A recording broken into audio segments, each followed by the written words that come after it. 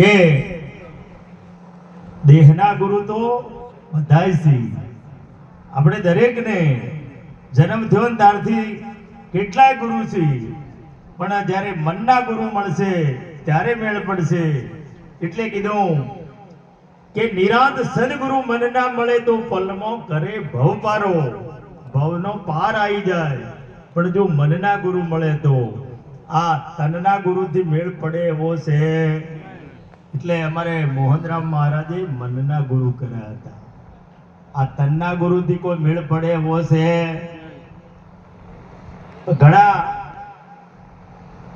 ઘણા શિષ્ય ભાષા જેવા હોય ખબર છે?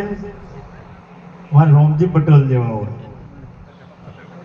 એકવાર ગુરુ મહારાજીઓના ઘેર ગયા અને ઘેર કોઈ નહીં, એકલા પટેલ. જેમ કે પટેલ પાછા જટ ઉભા ન થાય કે આવો ગુરુ મહારાજ આવો આવો.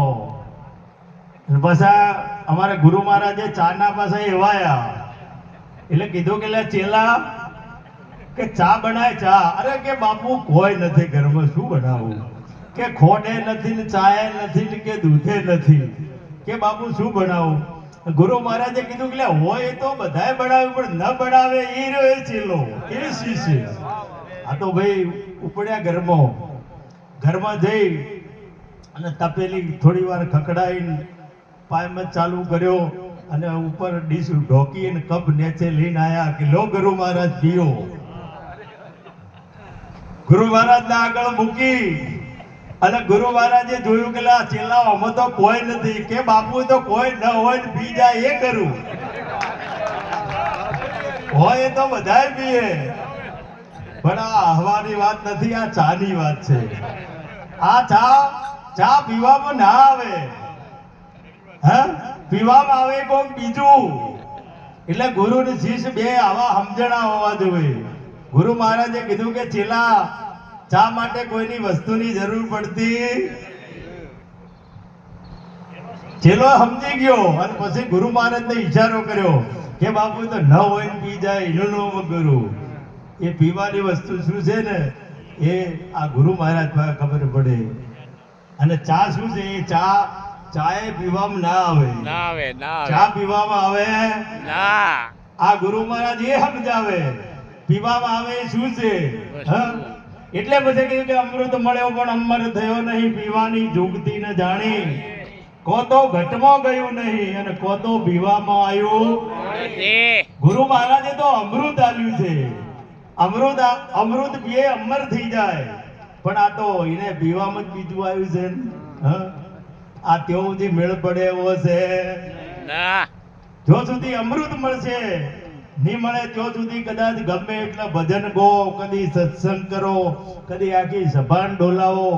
આ તો બોલવું એ તો એક મનની ચપળતા છે.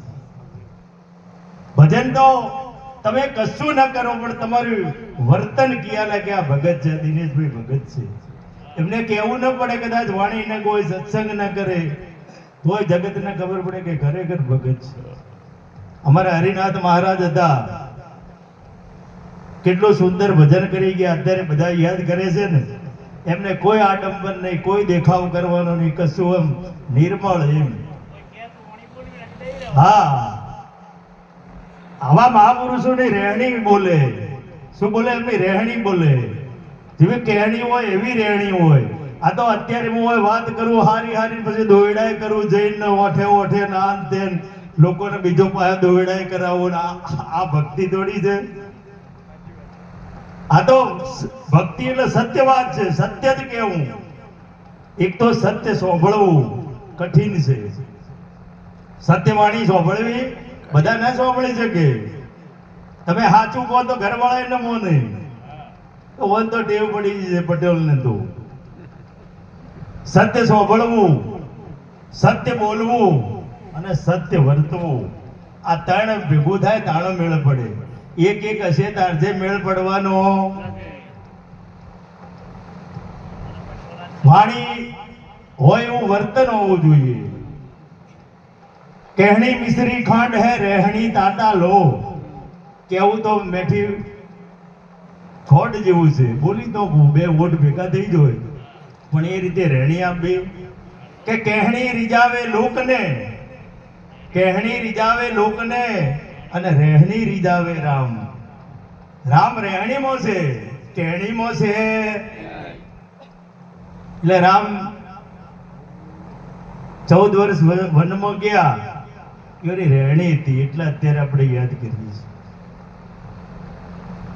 ને કે જો દશરથ રાજા એમને જાતે તો કીધું નહીં કે રામ તમારે વનમાં જવાનું છે. ના, એમને વાત સાંભળી કે માતાજી આવું કે વરદાન માગી લીધું છે, તપ દે તૈયાર થઈ ગયા. અત્યારે તો ભાઈઓને કહો તો કે તો હડો તો જુઓ છો, હડો આવું પછી કહો એ તો કી મારો બાપો તો એમ કે એ તો ટેવ પડી છે.